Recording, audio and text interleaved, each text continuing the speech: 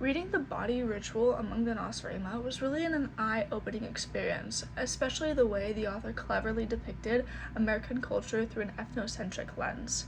Initially, the rituals and customs described seemed foreign and primitive, but as the article goes on, I quickly realized that Nacirema is actually American, spelled backwards. The author's depictions of daily activities like brushing your teeth and going to the dentist were presented as bizarre and almost hostile rituals, showing how ritualized even the mundane behaviors that we do every day can appear to an outsider's perspective. What struck me the most about the article, though, was how the author made me reconsider cultural practices, particularly ones that are most commonly done in America. The article reminded me that culture is often taken for granted and overlooked, and only when it is looked at with a pair of fresh eyes that its quirks and complexities finally become apparent. Reflecting on this article left me questioning not just the Nacirema, but also my own participation in the events that the author describes. Picture this. Unsuspecting participants are thrust into a situation they're barely prepared for. These young riders, probably no older than 7 years old, are placed onto a moving forest, one that's unparticular, wild, and darting from side to side. And what's the goal? To cling on for dear life for as long as possible, even though everyone in the crowd knows they won't last long.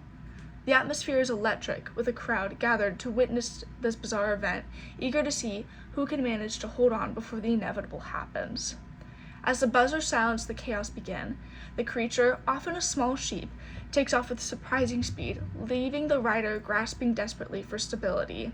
It's not a matter of skill here, it's more of a matter of luck and instinct in a brief, chaotic struggle.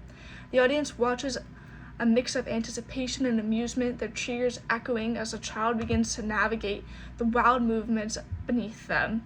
But the outcome is always the same: a sudden jolt, a gasp, and the rider is flung off, landing with a thud on the ground.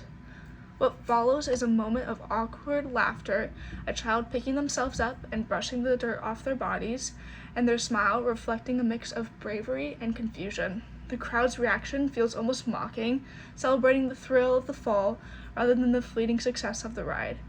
Each attempt accumulates in a brief struggle followed by a sudden drop, leaving participants to face the harsh reality of a challenge they never truly stood a chance against.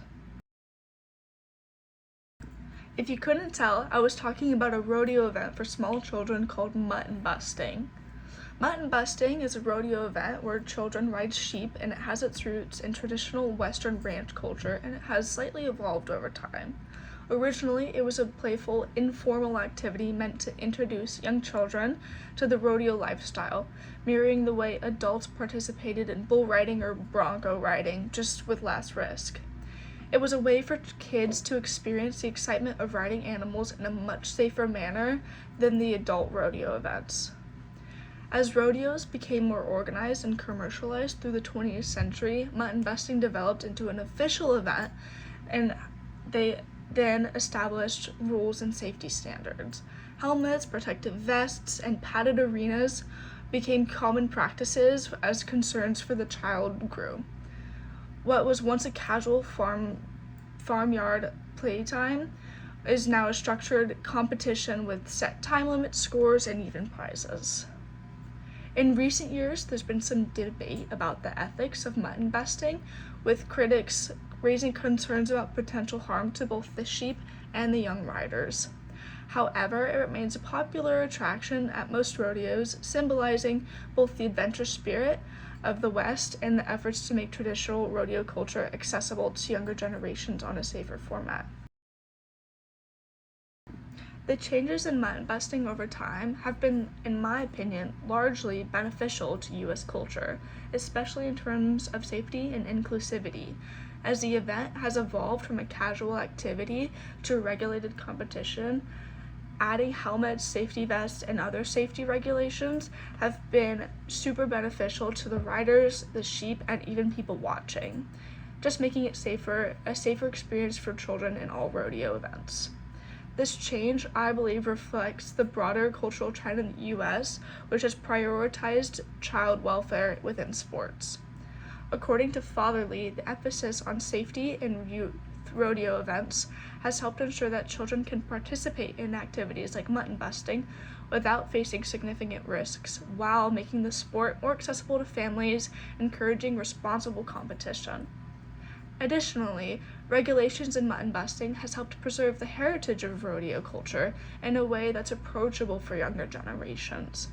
By creating opportunities for kids to engage with these traditions early on, fosters a sense of pride and continuity in cultural and Western heritage and cultural events. However, there are ongoing concerns about animal welfare, with critics questioning whether the event is fair to the sheep or not. Overall, the changes have been largely positive, allowing this tradition to adapt to modern values without losing its core spirit.